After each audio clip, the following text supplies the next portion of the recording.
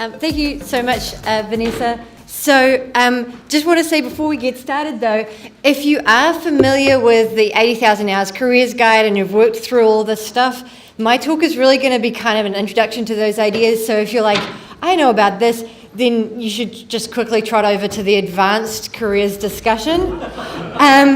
If you're planning to stick around, what I'd really like you to do is just find somebody to sit next to, maybe that you haven't talked to much. So we don't have a very big crowd, so maybe some of you guys could kind of come around and meet somebody and tell them just one question you have about your career, one question about what you should be doing next or some other thing. So find somebody to sit next to and have a real quick discussion, just for like a minute. Okay, thanks everyone. Hopefully you've just met somebody new and you'll have an opportunity to discuss more about those career questions after I've kind of gone through some of the most important considerations in choosing a career. So as Vanessa said, I work for an organisation called Rethink Charity, and I work on the Students for High Impact Charity project.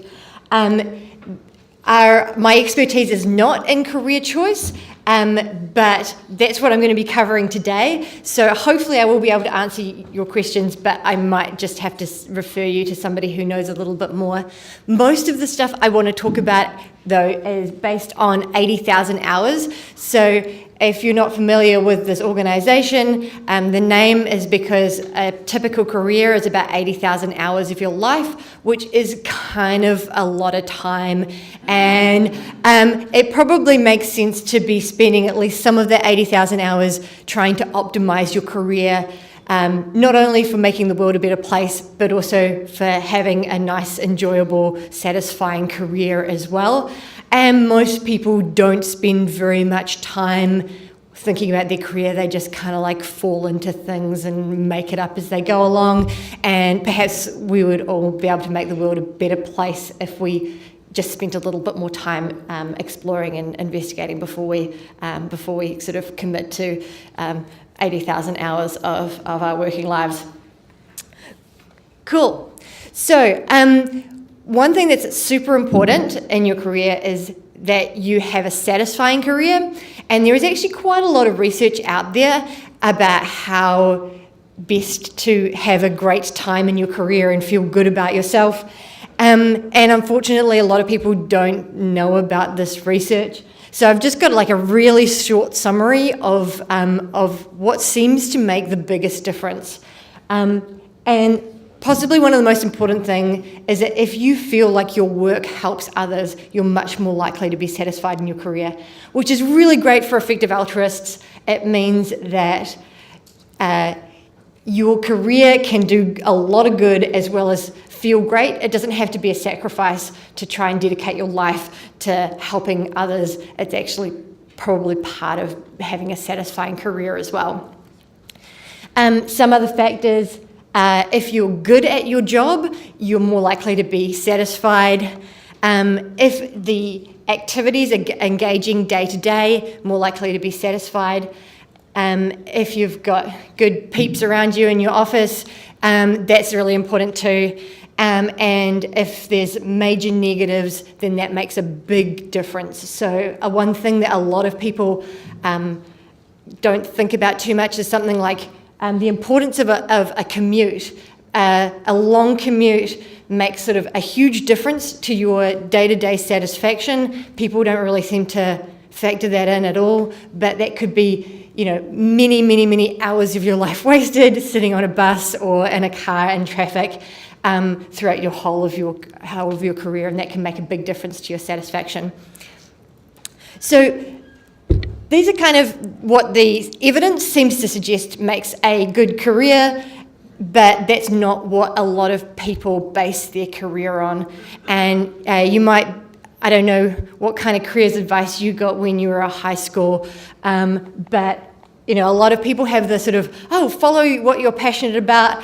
That's kind of what I tried to do. I was really passionate about the fundamental nature of the universe. And so I spent like 8 years of my life trying to study that.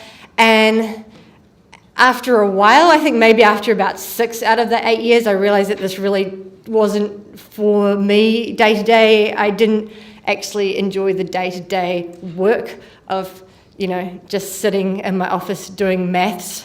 But I didn't know that, and if I had thought a little bit more broadly, maybe had a look at maybe some things that I maybe wasn't passionate about straight away, but I could have gained passion or gained enjoyment out of them anyway, I would have probably not wasted quite so much time at university. But a lot of the time people don't know what they're passionate about, and their interests change a huge amount. So when I started studying, I thought I'd be obsessed with particles for like my entire life, and now I don't actually care. And yeah, like, why didn't I study development economics? I have no idea why not. But anyway, another thing that a lot of people make just kind of a partial mistake is aiming for those high-paid careers. And I'm going to sort of explain why that might be a mistake. And also a lot of people who want to do good, they choose an obvious helping career, which can be satisfying but may not have the highest impact. So on the topic of high-paying careers, it's kind of a lie when people say money doesn't buy you happiness. Money does buy you happiness to an extent. So this is a graph of self-reported life satisfaction and income, and in basically all countries of the world, the more money you have, the higher life satisfaction you have.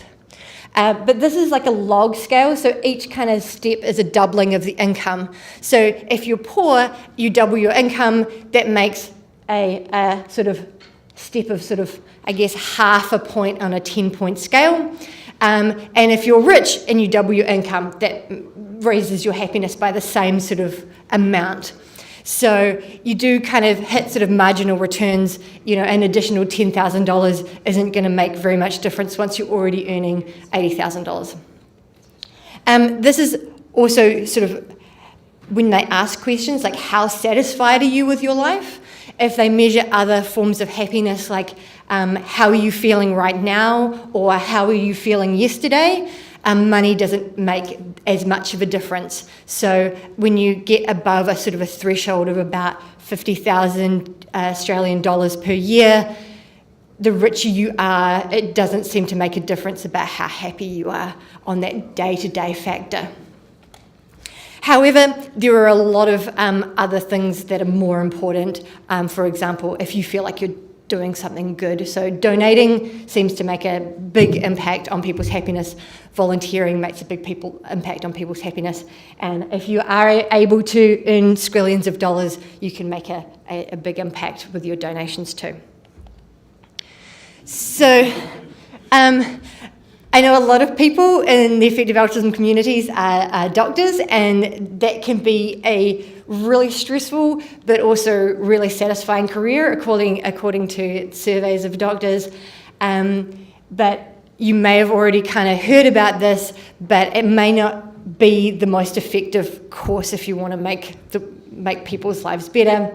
There was a kind of investigation done by Greg Lewis, who is a doctor in the UK, and was like, I want to see how much good I'm actually doing being a doctor. He recognised that day to day he was helping patients, and he could see those patients have better health outcomes and felt like he was really making a difference. But then he reasoned that, if there was one fewer doctor in his community, then the worst patients, or the patients with the worst health problems, would still be covered by other doctors.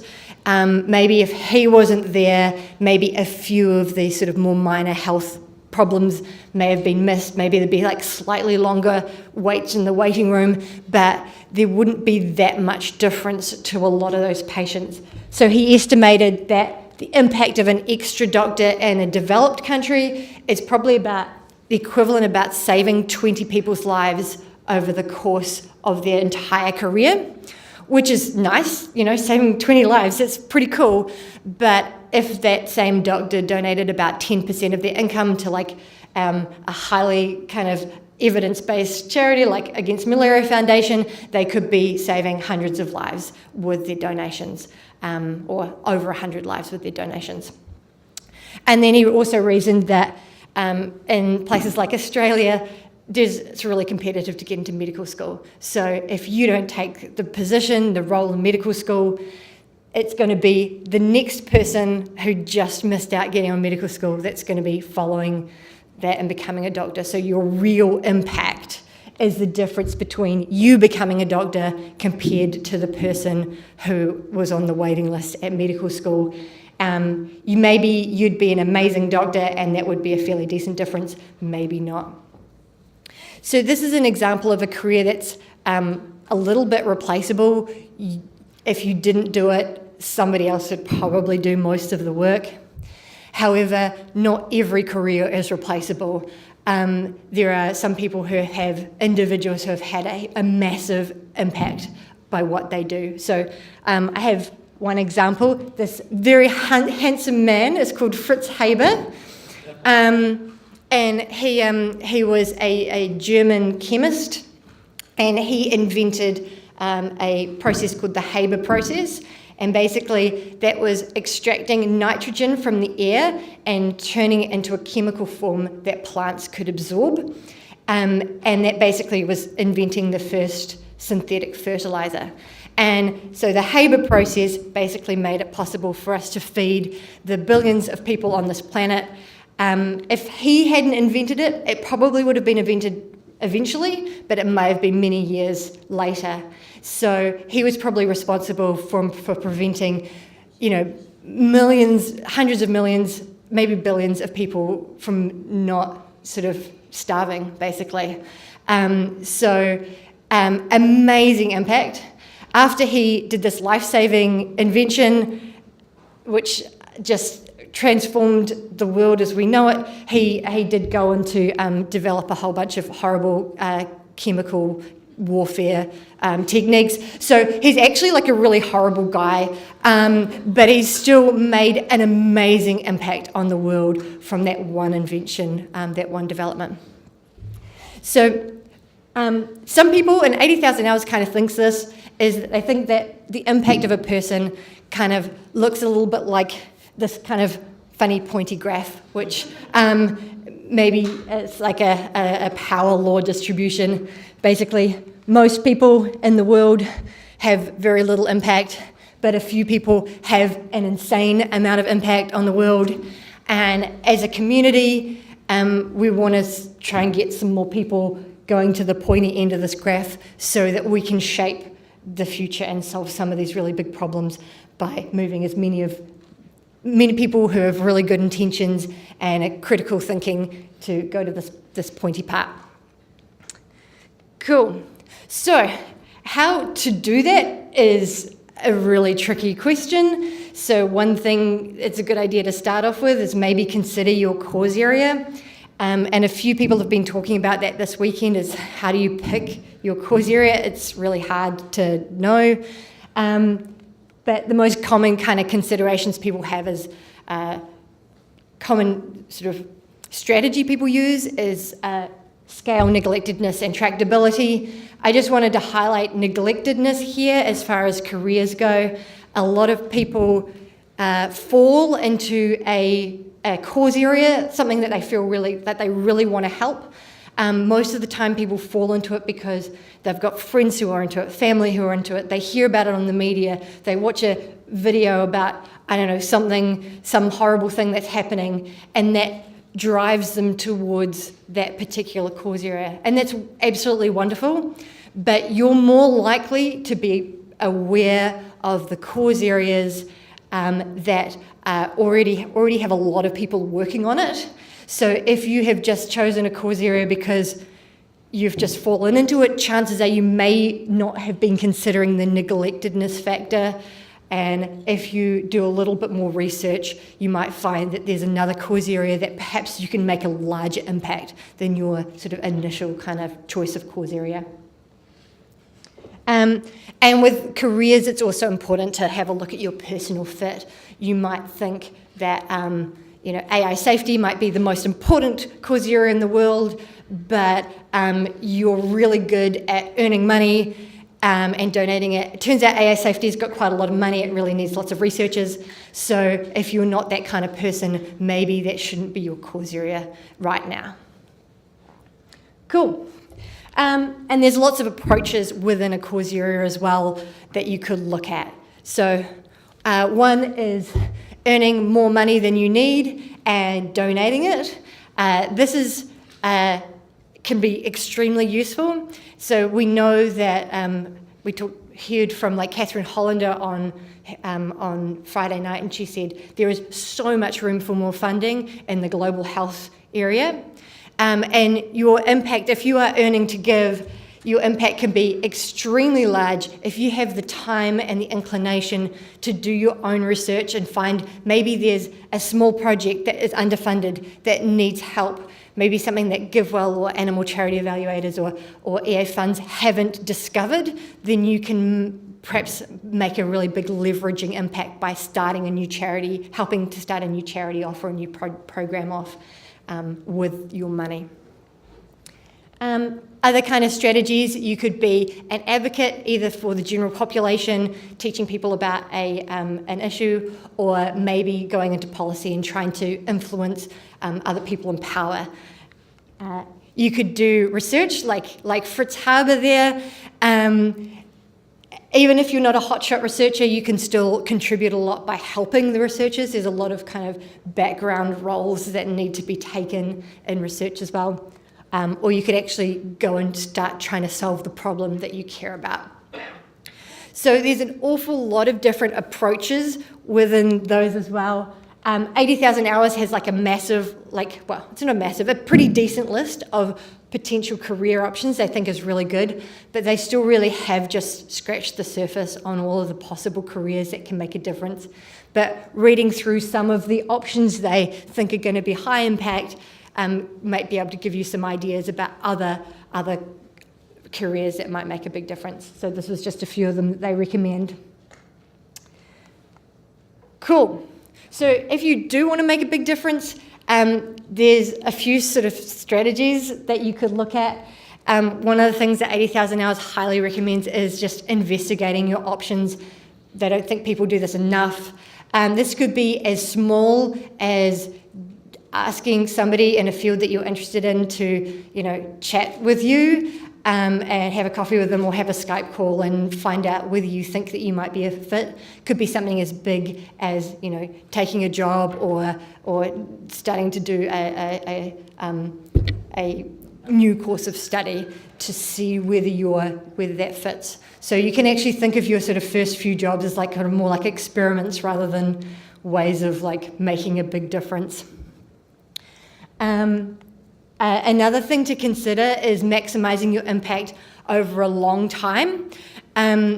If you think that you're super dedicated and want to make the world a better place and you're going to stay that way forever, then you might want to consider the long game where you maybe invest in yourself, doing more study, maybe working in sort of for-profit industries to get lots of skills to put yourself in a position to do a lot of good later on. If you think like maybe a lot of people are, that your values might drift or your enthusiasm might wane, it might be a better idea to say, well, actually, I'm going to start doing some good right now and make an impact right now. It really depends on who you are. And I guess an important note is you may actually be more useful than you think. Like, there are some astoundingly talented people in the effective altruism community, but we're trying to tackle like so many huge problems and we need lots of people. And there's also a lot more money coming into the effective altruism community and these issues than ever before because of Open Philanthropy Project, which is just pouring zillions of dollars into some of the things that EAs care the most about. So it may be worth saying, well, I'm going to try applying for some of these jobs. I don't know whether I'm going to get them, but if you apply and they want you, it probably means that you're extremely useful to these organisations. Effective altruism communities or groups, they often like employing people who are really value aligned, and they sometimes really struggle to find staff that they think are going to be good. So they're trying to basically get lots of people to apply for the jobs. They often find people who they think would be great don't think that they're good enough for the job, so they don't apply. So it's certainly worth applying and seeing. Bridget kind of mentioned the Hermione thing yesterday. So I think it's important, like Vanessa's talked about like imposter syndrome and not feeling like you're good enough for doing these sorts of jobs. You know, we're trying to save the world here. Am I really good enough to do that? I guess the question is, you know, we really need everybody to be working towards saving the world. And you may be Hermione. If you're Hermione that can do everything really well, that's really, really great. Yeah, please come and take a career saving the world, please. But even if you don't think you're really good at everything, there will be a role for you too. So if you're Ron, you're really way worse at everything than Hermione is. But there's only so many Hermiones in this world, and we've got a lot of problems to solve. So even if you're not amazing at everything, you should try something and try and see where you can fit in and where you can help out. Cool. So my final point today is that even if you're not able or willing or interested in changing your career to maximize the amount of good that you can do, everybody here can do huge amounts of good. It might not be the perfect, optimum amount, but you can still do a whole heap. This is the same graph as before, but this is actually the world income distribution. And most people earn very, very little. A few people earn an insane amount of money. If you're Australia, you're probably on the pointy bit of this, which means that you have far more power to influence change in this world than just about everybody in the world. So even if you're doing a regular boring job, you can have a massive difference with donating a proportion of your income. So just encourage everybody to do that. Even if you're not willing to, change your career, you can still make a huge difference. Cool. So, we can do questions, and then I was going to have some discussion time, but I probably ran out of time. But yeah, sorry. Do we have some questions, Vanessa? Yeah, we do. Please, let's thank Catherine. Oh, thank you.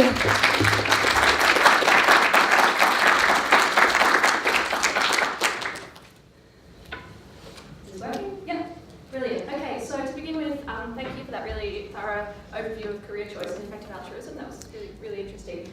So for somebody who's already perhaps in a career that's not one of the recommended careers, what are some good steps that can be taken if you want to sort of increase your impact when you're perhaps already trained in a particular position or something like that? How would you go about that? Well, I mean, I guess obviously you can donate some of your money. If you have spare time, volunteering is a really good way of helping out, like in your local EA group. Depending on what your role is in your job, you may actually have more sort of advocacy potential than you think you have. So just by talking to the people around you, maybe you might be able to influence other people to be, maybe choosing more effective charities than they otherwise would. There's a lot of things that you can do within your career path. I also think it's probably useful for people to sort of say, well, actually, it's okay to change careers as well. You may, of course, not be in that position, but it's something to consider. Yeah. Great, thanks. Okay, so one last question, which is, so if a group like 80,000 Hours or similar hasn't done an impact study on a particular career, how could we go about evaluating whether or not it's effective? That's a good question. I probably suggest reading why 80,000 Hours recommends different careers, and they can have a look at how much impact. They look at a lot of different factors, like how much impact you can have with your donations versus how much impact you can have by advocating, and how much direct impact, and you can try and follow their strategy. You can also contact 80,000 Hours. They're kind of busy, but they may well be able to respond to you and give you some tailored advice. Perfect. Great. Thank you very much. Cool. Thank you.